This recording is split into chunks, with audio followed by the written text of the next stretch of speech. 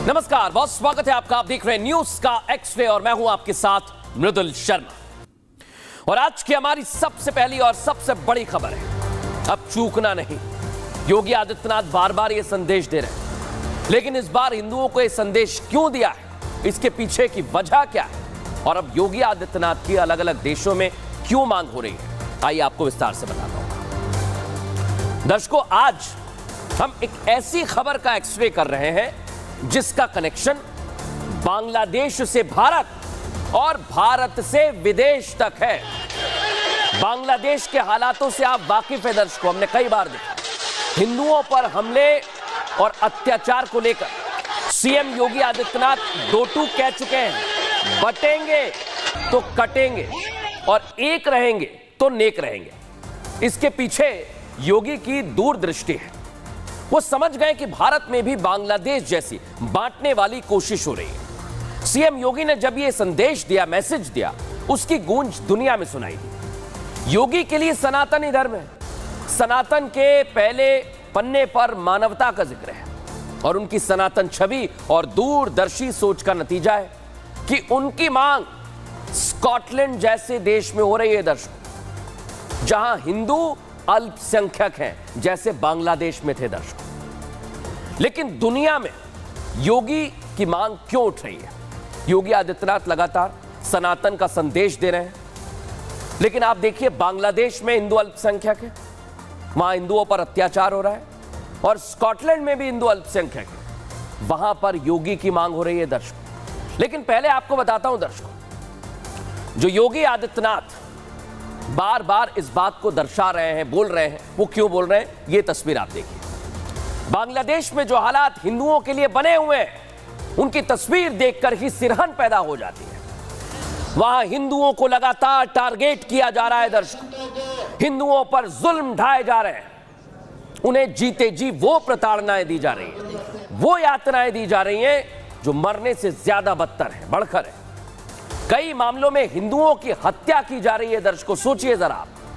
लेकिन बांग्लादेश में हिंदू महिलाएं, युवक, बच्चे ही टारगेट पर नहीं है, बल्कि हिंदू मंदिर भी वहां पर टारगेट पर है। मूर्तियों को खंडित किया जा रहा है, देवी देवताओं की मूर्ति पर हमला किया जा रहा है। बड़ी बात क्या है दर्शकों, आपको आज मैं बताने वाला हूं, क्योंकि आज एक ऐसी तस्वीर हमारे सामने आई जो दिखाना बहुत जरूरी। देख लीजिए आप, खून से लथपथ बांग्लादेश की तस्वीरें सामने आ रही हैं। ये जरा आप देखिए, जहां हिंदू मंदिरों को निशाना बनाया जा रहा है, और ये हिंदू बच्चा जिसकी वहां पर बांग्लादेश में पुलिस थाने के अंदर, देखिए जरा उसकी क्या हालत है। बांग्लादेशी कट्टरपंथियों ने इतनी पिटाई की कि वो पहले तो दर्द से तड़पता रहा, देखिए जरा आप।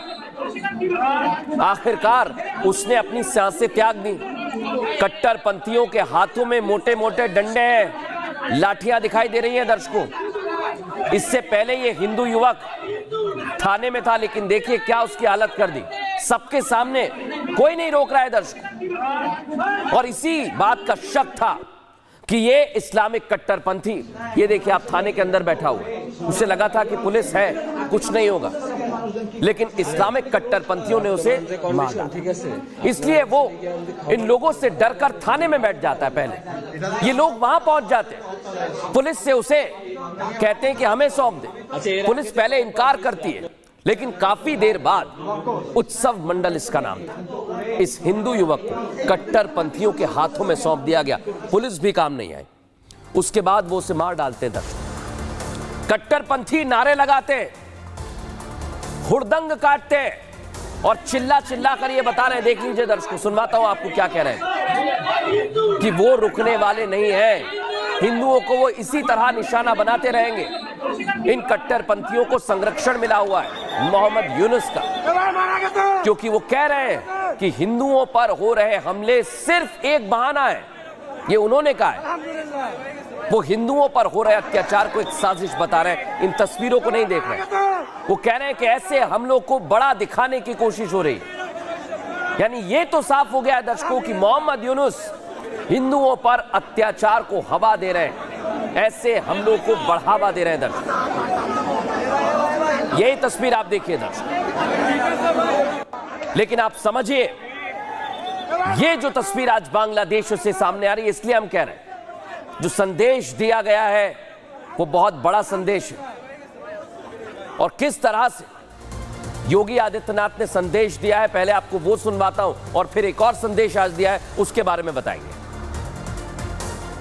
राष्ट्र से बढ़कर के कुछ नहीं हो सकता, कुछ नहीं हो सकता। और राष्ट्र तब सशक्त होगा जब हम एक रहेंगे, नेक रहेंगे, तभी नेक रहेंगे। बटेंगे तो कटेंगे। दर्शकों, सीएम योगी आदित्यनाथ ने कहा था बटेंगे तो कटेंगे, और जो बात कही वो धीरे धीरे अब सबकी जुबान पर आ गई। सनातनी भी समझ रहे हैं कि एकजुट होकर ही खुद को और देश को सुरक्षित रखा जा सकता है, हिंसा की आग में जलने से बचाया जा सकता है। और सीएम योगी का यह मंत्र सुरक्षा कवच की तरह है, और उनके इस मंत्र को वो खुद भोजपुरी एक्टर रवि किशन जब मंच पर उनके साथ मौजूद थे तो दोहरा रहे। रवि किशन सुपरस्टार है और बता रहे कि आखिर सीएम योगी के ऐसा कहने के पीछे की वजह क्या है। लेकिन आप सोचिए, खुद रवि किशन कह रहे हैं कि यह संदेश अब भारत नहीं दुनिया भर में जा चुका है। पहले उन्होंने जनता से क्या कहा वो सुनवाता हूं आपको। कहीं हम लोग चूके तो नहीं, चूकेंगे तो नहीं। महाराज जी का एक शब्द पूरे देश में चर्चा का विषय है। भोजपुरिया समाज सुन ला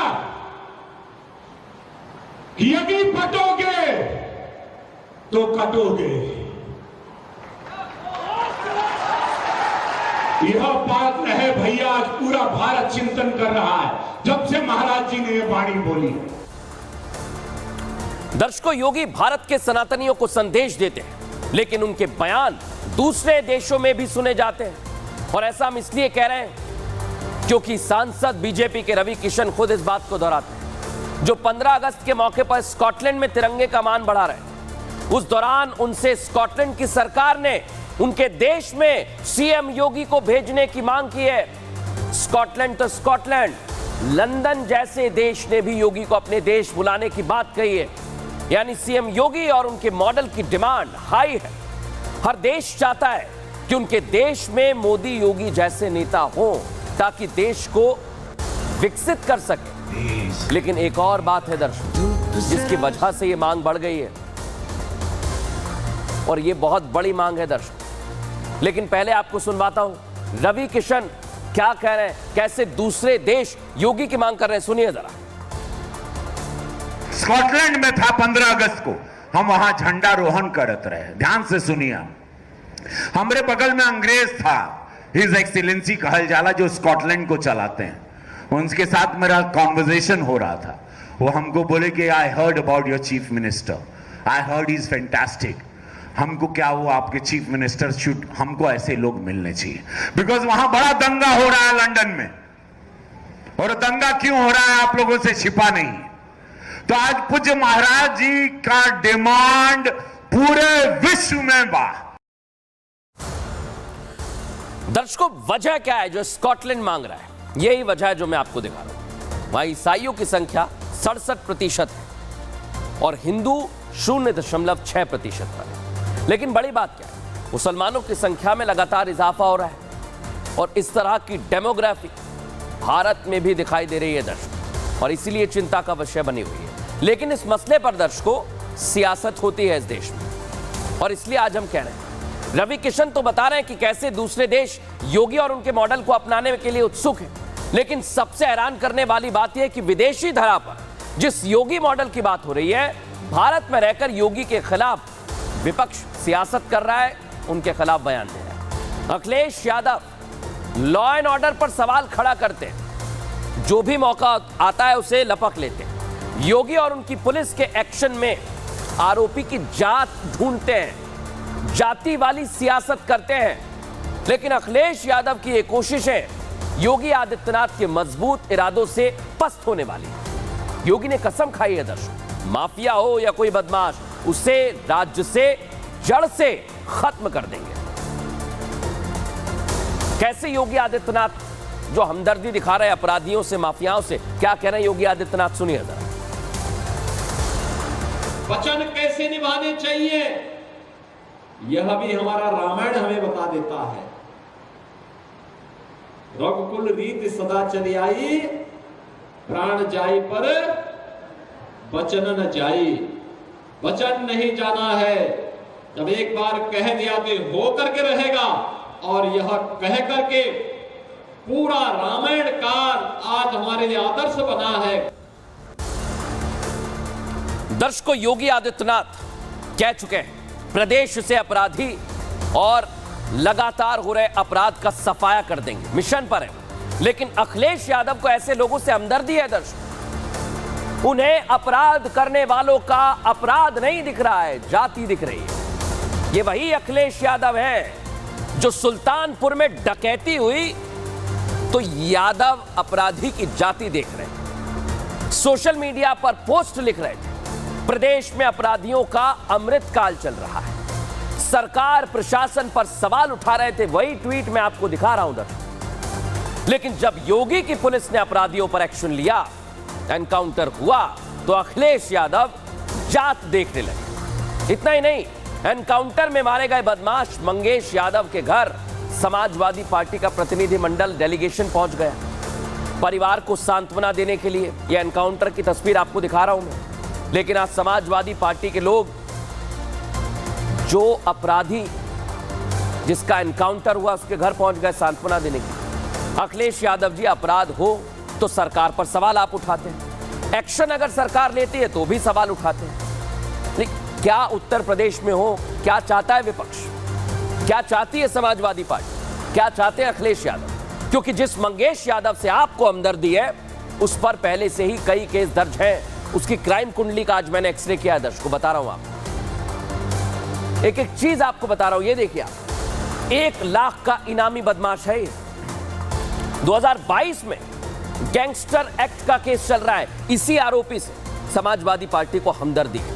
कई जिलों में आपराधिक केस है, चोरी में, लूट में, डकैती में शामिल रहा है।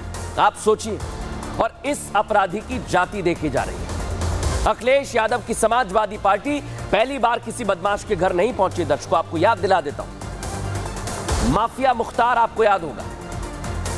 मुख्तार की मौत के बाद उनके परिवार वालों से मिले, खुद अखिलेश यादव पहुंचे। तस्वीरें आप देखिए, और ये बहुत कुछ कहती हैं कि अगर आप अपराधी या माफिया की मौत पर उसके परिवार से मिलने जाते हैं तो इसके मायने क्या हो सकते हैं। सोचिए, सिर्फ और सिर्फ सियासत इसके मायने हो सकते हैं। सियासी फायदा लेने की कोशिश की जा रही है, लेकिन अपराध करने वाला सिर्फ और सिर्फ अपराधी होता है, उसे सजा मिलनी चाहिए। बहरहाल खबरों में आगे बढ़ेंगे दर्शकों, और आज की एक और बड़ी खबर मैं आपको बता रहा हूं। एक मंदिर की जमीन जहां पर मदरसा बन गया, कब्जा कर लिया गया, दावा किया जा रहा है। लेकिन इसका पूरा एक्सरे क्या कहता है, आइए जरा आपको बताता हूं। उत्तर प्रदेश से आपको अब मैं मध्य प्रदेश लेकर चल रहा हूं दर्शक, क्योंकि देश में कुछ ना कुछ जरूर हो रहा है, कुछ ऐसा जिससे देश में माहौल खराब हो, बदले की चिंगारी उठे, कुछ ऐसा जो देश की तस्वीर बदल कर रखे। कट्टरपंथी अपने नफरती एजेंडे में जुटे हों, उनके टारगेट पर स्कूल से लेकर मंदिर तक है दर्शक, सब कुछ है। इनका एजेंडा है सिर्फ देश को सुलगाना, सनातन का अपमान करना। ऐसा मैं क्यों कह रहा हूं, आपको 2 तस्वीर आज दिखाता हूं, अलग अलग राज्यों की तस्वीर दिखा रहा हूं दर्शक, और आप इन तस्वीरों को देखकर समझ जाएंगे। ये देख लीजिए, पहली तस्वीर है रामपुर उत्तर प्रदेश की, जहां पर मंदिर की जमीन पर मदरसा चल रहा है, यानी स्कूल की आड़ में मदरसा चल रहा है मध्य प्रदेश के सागर। अब आप दोनों को देखिए, यहां पर कोशिश यह की जा रही है, क्या कोई साजिश की जा रही है? इसलिए आज हम सवाल भी पूछ रहे हैं दर्शक, क्योंकि दोनों जगह से, दोनों प्रदेशों से जब यह खबर सामने आई तो पूरा एक्सरे किया। सवाल यहां यह उठता है कि आखिर मध्य प्रदेश से लेकर उत्तर प्रदेश तक यह साजिश कौन रच रहा है, क्योंकि कुछ ना कुछ तो गड़बड़ है। कौन है जो मदरसे वाली साजिश के पीछे छिपा हुआ है, जिसके मंसूबे साफ है, कट्टर सोच उस पर हावी है। आपको पहले उत्तर प्रदेश के रामपुर की बात बताने वाला हूं, जहां सनातन पर चोट की जा रही है दर्शकों, और ऐसी साजिश रची गई कि मंदिर की जमीन पर मदरसा बना दिया। सोचिए आप, ये मंदिर है वो जो मैं आपको दिखा रहा हूं। मुस्लिम बच्चों को इस्लामिक तालीम वहां पर दी जाने लगी। मंदिर की जमीन वो सब कुछ यहां पर हो रहा था जो एक मदरसे में होता है। और सोचिए कि ये मंदिर है दर्शकों। लेकिन अब मैं आपको बताने वाला हूं, हम वहां पर पहुंचे, जांच पड़ताल की, क्या रिपोर्ट हमारी कहती है, देखिए जरा।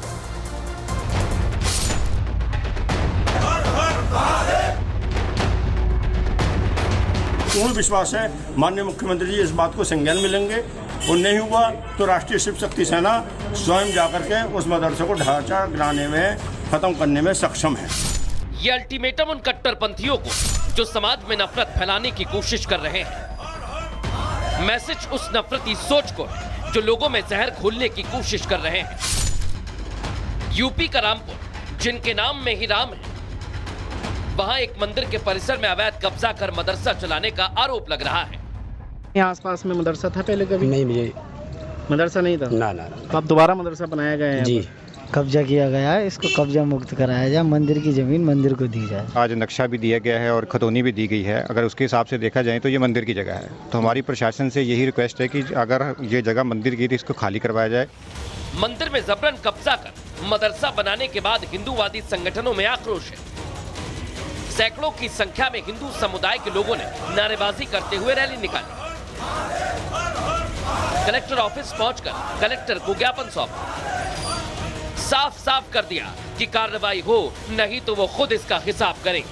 पूर्ण विश्वास है माननीय मुख्यमंत्री जी इस बात को संज्ञान में लेंगे, और नहीं हुआ तो राष्ट्रीय शिव शक्ति सेना स्वयं जाकर के उस मदरसे को ढांचा गिराने में, खत्म करने में सक्षम है। हिंदू संगठन के आरोप को मदरसा चलाने वाले मौलवी ने कोरा झूठ बताया है। मौलवी का कहना है कि मदरसा सालों पुराना है और मुस्लिम गांव के बीच में मंदिर है। ये मदरसा 1981 में दादा का इंतकाल हुआ तो दादा की कब्र यहीं है। ये मदरसा 60 साल पुराना मदरसा है और ये मंदिर की जगह नहीं है। मदरसा बना कर के चालू कर दिया गया है, जो कि एक गलत तरीके से बनाया गया है। ये एक अवैध कब्जा है, मंदिर की अराजी है, जिसपे जबरन एक तरीके से कब्जा करके उसमें मदरसा चालू किया गया। रामपुर के प्राचीन शिव मंदिर में मदरसा बनाने का आरोप लग रहा है, जिसे लेकर हिंदुओं में आक्रोश है। गुस्सा सड़कों पर भी दिखाई दे रहा है और अब बात तोड़फोड़ तक आ गई। सुन लिया दर्शकों आपने, लेकिन तस्वीर इतनी भर नहीं है, क्योंकि यहां पर और भी दावे किए जा रहे हैं। दोनों पक्ष अपने अपने दावे को लेकर अभी भी वहां खड़े हो। आखिर क्या एक एक पक्ष के दावे आपको बताने वाला हूं। ये देखिए, हिंदू पक्ष क्या कह रहा है, मंदिर की जमीन पर अवैध कब्जा किया गया है, ये हिंदू पक्ष का दावा है। और मुस्लिम पक्ष क्या कह रहा है, आप देख लीजिए कि मंदिर की जमीन पर कब्जा नहीं किया गया।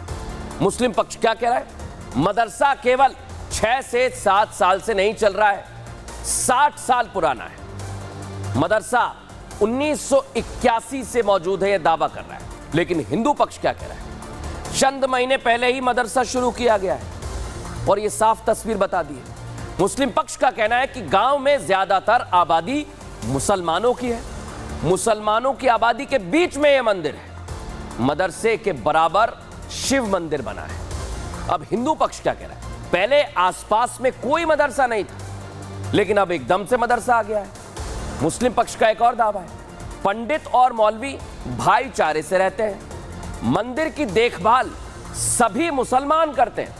हिंदू पक्ष क्या कह रहा है, मौजूदा पंडित की 12वीं पीढ़ी है जो मंदिर की देखभाल कर रही है, यहां ऐसा कुछ भी नहीं है। दोनों पक्ष आपने सुन लिए, लेकिन एक और बात है दर्शकों, हिंदू मदरसे को मंदिर की जमीन होने का दावा ठोक रहे हैं, तो मदरसे के मौलवी ने इसे काफी पुराना मदरसा बताकर अपनी दलील रख दी है सामने। लेकिन अगर मदरसे की इमारत पर नजर डालें, खिड़की से लेकर दरवाजे तक, मदरसे के एक एक कोने को अगर आप देख लीजिए, मैं दिखा रहा हूं आपको, पूरा एक्सरे किया है, तो देखकर ऐसा लगता है कि ये 60 साल पुराना तो मदरसा नहीं है, क्योंकि इस तरह का कंस्ट्रक्शन नहीं होता और ये इमारत भी कोई ज्यादा पुरानी नहीं लगती है। अब कौन सही कह रहा है, कौन गलत कह रहा है, ये तो प्रशासन की जांच के बाद साफ हो पाएगा दर्शकों। अब हम आगे बढ़ेंगे और आज की हमारी एक और बहुत बड़ी खबर है दर्शकों, जो आपको सावधान करने वाली है, विशेष तौर पर लड़कियों को। 100 लड़कियों को ब्लैकमेल किया गया है, सोचिए जरा।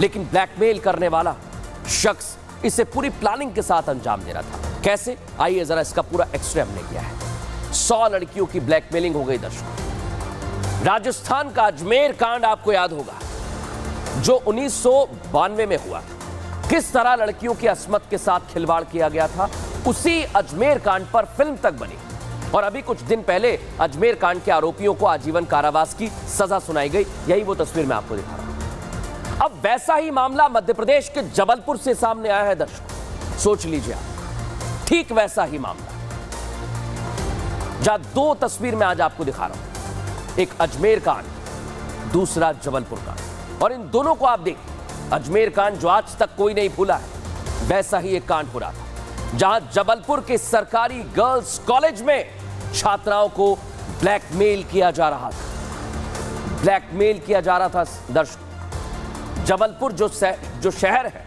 उस संस्कार धानी कहा जाता है और उसी जबलपुर में अधर्म वाली वारदात सामने आई जहां एक सरकारी गर्ल्स कॉलेज में एक दो नहीं बल्कि 70 से ज्यादा लड़कियों को अश्लील वीडियो और फोटो वायरल करने की धमकी दी गई। यह संख्या 100 तक हो सकती। यह मामला सामने जैसे ही आया, इसके बाद पूरे देश में चर्चा होने लगी।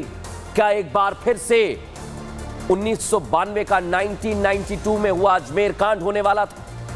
यह पूछा जाने लगा दर्शकों। लेकिन अब मैं आपको बताता हूं कि आखिर ये छात्राएं कैसे ब्लैकमेल की जा रही थी। पूरी तैयारी थी, पूरी प्लानिंग थी दर्शकों। जबलपुर के एक सरकारी कॉलेज की छात्राएं ब्लैकमेल हो रही थी। छात्राओं के साथ अश्लील वीडियो कांड से हड़कंप मच गया है। आरोपी खुद को पुलिसकर्मी बताकर ब्लैकमेल किया करते थे। आरोपी छात्राओं के व्हाट्सएप ग्रुप में जुड़ जाते थे। सोचिए जरा, व्हाट्सएप ग्रुप से छात्राओं के नंबर निकाल लेते थे। कई छात्राओं को फोन कॉल के जरिए पहले वो ब्लैकमेल करते, अनजान नंबरों से कॉल कर छात्राओं को धमकाते, छात्राओं को अश्लील फोटो और वीडियोस भेजते थे। वीडियो और फोटो से छात्राओं का संबंध बताकर उन्हें ब्लैकमेल करते थे। छात्राओं को फोटो और वीडियो सोशल मीडिया पर वायरल करने की धमकी तक देते थे। एक हफ्ते से छात्राओं को ब्लैकमेल करने का यह सिलसिला चल रहा था। आरोपी फोटोज और वीडियोस डिलीट करने के बदले पैसे मांगते थे। सबसे पहले छात्राओं ने 12,000 रुपए की रकम उनसे मांगी। आरोपी ने 600 और 200 रुपए तक मोलभाव भी कर दिया। आरोपियों को कई छात्राओं ने घबराकर पैसे तक दे दिए। सोचिए दर्शकों, और आज हम पहुंचे उन्हीं छात्राओं के बीच। लेकिन वो छात्राएं क्या कह रही हैं, सुनिए जरा किस तरह से वो परेशान हैं। पहले तो मेरे पास व्हाट्सएप में मैसेज आया, बोलता है मैं संजय, मैं तुम्हें जानता हूँ। तो मैंने बोली मैं तुम्हें नहीं जानती। तो बोलता है कि तुम भी ये सेकंड ईयर से हो ना? मैंने बोली हाँ। तो बोलता, फिर कुछ नहीं बोला उसके आगे। फिर वीडियो भेजने लगा। फिर उसके बाद और भी वीडियो भेजने लगा। कम से कम 5-6 वीडियो भेज दिया, गंदी वीडियो। ऐसी 70-80 लड़के होंगे यहीं कॉलेज पे ही, और कॉलेज वाले लड़के उनके साथ ही हो रहा है ऐसा। इस वारदात का खुलासा उस वक्त हुआ है दर्शकों जब छात्राओं ने इस बात की जानकारी प्रिंसिपल्स को दी। छात्राओं का जो व्हाट्सएप ग्रुप बना था उसमें 3 टीचर और एक स्टूडेंट एडमिन था, और जिस नंबर से छात्राओं के पास फोन आ रहे थे वो नंबर भी इसी व्हाट्सएप ग्रुप में ऐड था जो मैं आपको दिखा रहा हूं। यही है वो व्हाट्सएप ग्रुप, देख लीजिए ध्यान से। जिसके बाद आरोपी का नंबर रिमूव कर दिया गया, उसे हटा दिया गया। सोचिए जरा, अब इस बात को लेकर भी सवाल खड़े हो रहे हैं कि आखिर आरोपी ग्रुप में कैसे जुड़ा था, कौन है जो उसकी मदद कर रहा था? क्या कॉलेज की तरफ से आरोपी के संपर्क में कोई था, या फिर इसके पीछे की कहानी कुछ और है? बहुत सारे सवाल हैं दर्शकों जो आज खड़े हो रहे हैं। लेकिन आप सोचिए, छात्राएं स्कूल और कॉलेज जाती हैं पढ़ाई के लिए ताकि वो पढ़ सकें, बेहतर जिंदगी में कुछ कर सकें। लेकिन अगर ऐसे ब्लैकमेल किया जाएगा तो बहुत परेशानी खड़ी हो जाएगी। हमारी रिपोर्ट देखिए जरा।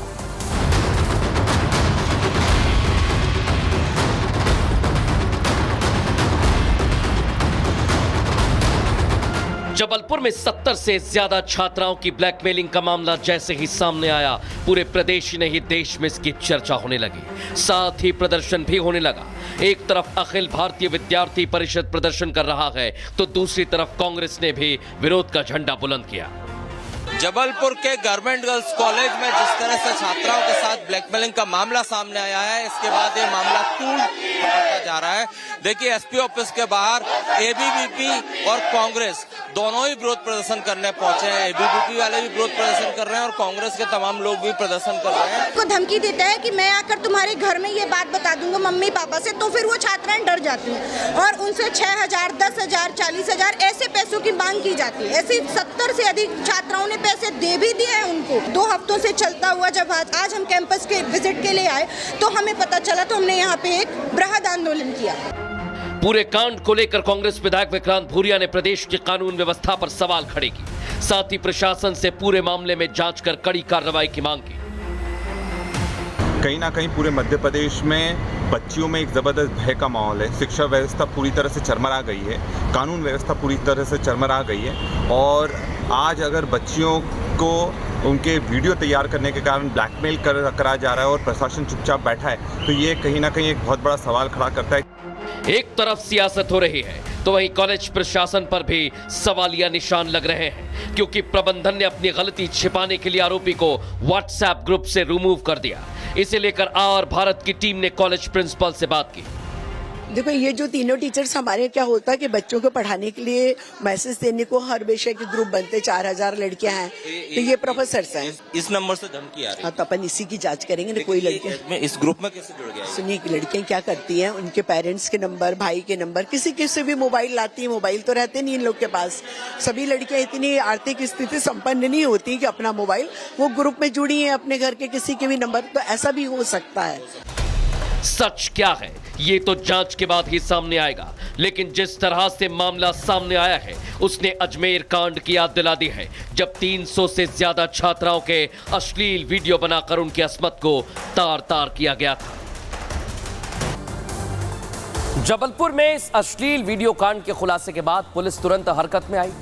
छात्राओं के बयान के आधार पर आरोपी के खिलाफ आईटी एक्ट के साथ ही धोखाधड़ी की धाराओं में केस दर्ज किया गया है और इस मसले को लेकर पुलिस जांच कर रही है। लेकिन आप सोचिए, इतना बड़ा कांड हुआ है और अभी तक जो आरोपी है उसकी मदद कौन कर रहा था, इसके बारे में क्या अपडेट्स है पुलिस दे रही है, सुनिए। ये एक बहुत ही गंभीर विषय है और इसमें जो सारे एस्पेक्ट्स हैं इन्वेस्टिगेशन के उनको कवर करना ज़रूरी है और क्योंकि ये टेक्निकल मैटर रहता है तो उसमें एक समय सीमा रहती है। कुछ चीज़ें आपको टेक्निकल तरीके से निकालनी पड़ती हैं, कई आपको नेशनल साइबर हेल्पलाइन से, कई आपको जो नोडल्स रहते हैं उनसे आपको इन्फॉर्मेशन आने में कई बार टाइम लग जाता है। तो जब वो इन्फॉर्मेशन आती हैं तो उसके आधार पर इन्वेस्टिगेशन की लाइन डेवलप करके आरोपियों को चिन्हित करके आगे कार्रवाई की जाए। एसआईटी वगैरह गठित की जाए, उसमें भी विचार कर रहे हैं, आगे कार्रवाई की जाए। तो देखा दर्शकों आपने, पुलिस जांच पड़ताल कर रही है, लेकिन आप सावधान रहिए और कल फिर हाजिर होंगे न्यूज़ का एक्सरे लेकर रोचक जानकारी और सावधान करने वाली खबरों के साथ। तब तक के लिए नमस्कार।